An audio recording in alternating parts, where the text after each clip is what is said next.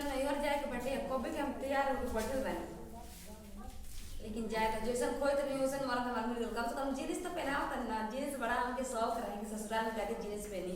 लेकिन आज एक दिन जल्दी हमरा हाल के नैहर पहुंचा देती ना जब देखो घूमते रही नैहर ले हर तब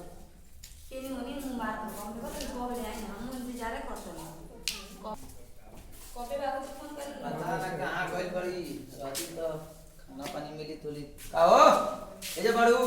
कहां बोलो ने जी गइल नहीं ओरे घूमे न का बात पकन बात बका जब देखो घूमते रही ना तब जी को ख्याल है कि नहीं हर जाए के बाटे हमरा तो हमारा मोबाइल फोन आई तो तब न जानती तारा मोबाइल फोन आई तो का बात बा बोलो के दमाद के फोन के कहीं के लड़की के फोन के कोई बच्चे कब आई अरे त इतना तुम कत का बाड़ू बताइबू तब न बतिया लिया चले हम कि नहीं और कबे कब रेडी होके बैठल बानी चलो तब तैयार हो रेडी हो रेडी बालू रेडी बानी हम खाली आए जी अब परे जा चलो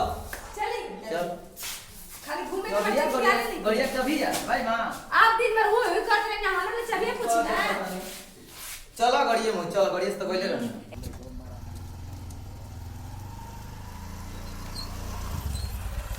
ए भैया भाई रास्ता चल जाई घरी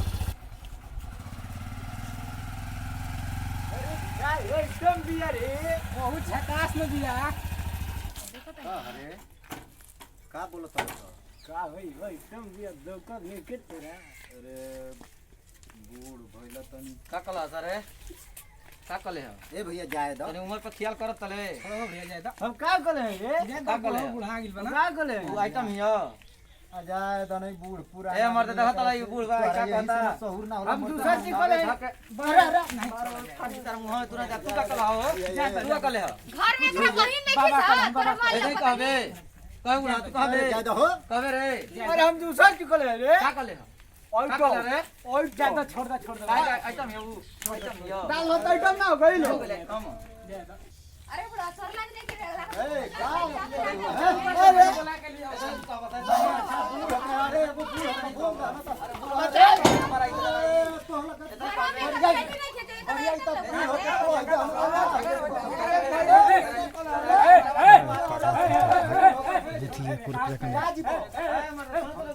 अरे घर तेरा का मतलब है तो का घेरा के बड़ा उ का कहता का बना लग नहीं के लगा मार से कर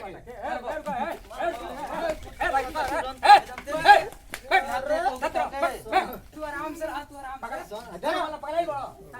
तू काहे मार करा था जे बड़ा मार करा अरे मत ना हमरा बोल ही घर में तने फोड़ के मार के मजा बोल बाबे भैया सुन जा यहाँ माफी हम देखो ज्यादा अरे बूढ़ कहां भी अपना घर और भैया जाए तो बूढ़ जाए के भाई जे हमनी के कहां जे हो गया सौड़ा किसोड़ा जो जा हां झगड़ा भैया काहे को दला जा का बता झगड़ा ना होई माने हाई हिन कर उमा का समय आइटम हो बोले ना अरे एक मिनट रहो घर में माई नहीं करा भैया मुंह खोल जा काहे भे तारा मुंह में से का 100 आदमी अरे भैया तो खातिर बोले चिन्हब हम बड़ा तन घूमी ला त चिन्हब तब ना का चीज के करबो? तो नहीं का चीज के करबो जना तो उनको ही इनका देखो मुंह ना ही को कहां का हो हाय तू खोला हो तार खोलो तो। तन का तू भैया मुंह खोलो मुंह खोलम तबे पहचान नहीं अरे की भैया लड़की है खोलबू तबे ना तन चिन्हब के ना ना खोल देनी चिन्ह का के आई अरे तू ही हो ए मत पगलाई बढ़ जा पगलाई का बोला जाओ हो तो लोग करी ले सने ना फुआ कर ले की है तो लोग जनाते नहीं खे आई पगलाई बढ़ जैसे कोई काम बने बढ़ जा तू तारा तू हो ही हम का जानत नहीं कि हम का जानत नहीं हम तू ही ताई हाय बोले मनन तोला का शर्म बा मर दे के हो जाता है कुल बोलत तोला जा अरे ही तो गांव में ये कुल कर बजा गांव में बजा गांव में मुंह का बोलना भगवान के मुंडा लेके चलो तो घुमा बांध के लिया के जा तो का बात बा एमा केहू के दोस्त नहीं खे एहू लोग के दोस्त नहीं खे आपो लोग के दोस्त नहीं काहे खे नहीं के दोस्त सब लड़की आइटम में लोग से अरे हो हम बताओ के तनी बच्चिया सुनो तो बात ना समझबो कहे के सवाल ही रहबे कि मुंह बांध के घुमाला तो केहू ना समझेला ए लोग के गलती बा ई तो समझे के चाहिए ना कि हमारा बात खत्म कर जा चलो चलो पानी पियो जा ना हम जा लिया पर जात हो जा ना जा जा के बता ना चल जाई आए जी ना तन देखी आपने जैसे माई बन घर में होल से वैसे ही केहू की माई बनी से तन देखी इनके साथ अरे ठीक बा हम ए लोग के समझा चलो। दो बात के ठीक बा ठीक चलो, बा। चलो, जाना कौन ना कैसे जा तो बुढ़वा को जो बचपने के कजरा हो हम भैया रास बिहार यादव कैमूर बिहार हम सब भोजपुरिया भैया श्रोताओं के देखने वाला के पाठ के कॉलेज करतनी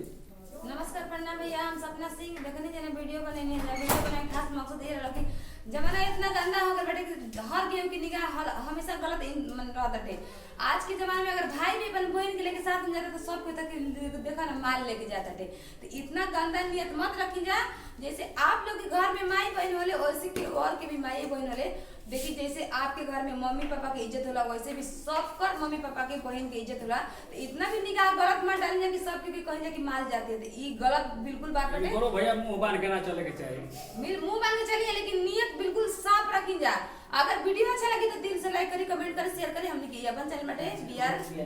भैया नहीं भोजपुरी कॉमेडी ओके सब्सक्राइब जरूर करब। तो यही वीडियो से नहीं विदाई, फिर से मिलेंगे। जब तक जय हिंद, जय भारत, जय भोजपुरी समाज।